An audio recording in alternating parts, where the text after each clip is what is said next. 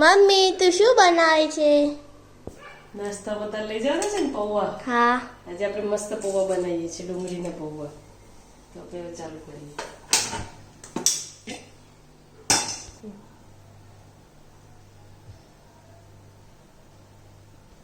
હવે થોડા આપણે એમાં સિંગદાણા કરી દઈશું, ગરમ થશે એટલે.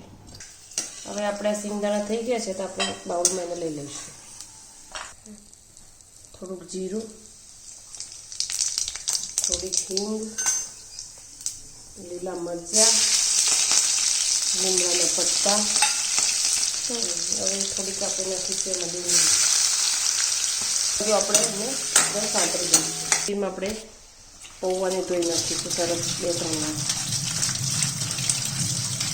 એકદમ ચોખ્ખા થઈ ગયા ત્યાં સુધી બહુ એને આ બધા પૌવા હવે ધોવાઈ ગયા છે. આપણે થોડી વાર સાઈડ પર મૂકીશું ત્યાં સુધી. હવે આમાં આપણે મસાલો કરી દઈશું. પહેલાં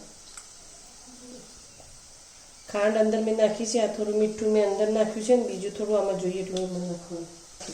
સાતરી ગયું છે એટલે થોડું મિક્સ કરી દેવાનું.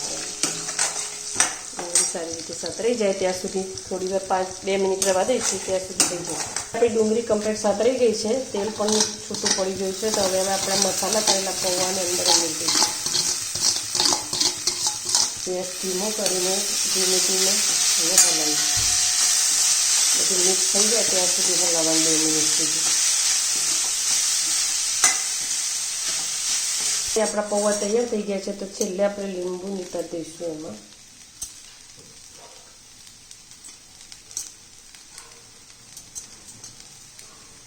મિક્સ કરી દઈશું. પછી એમાં આપણે લીલા ધાણા ઉમેરી દઈશું.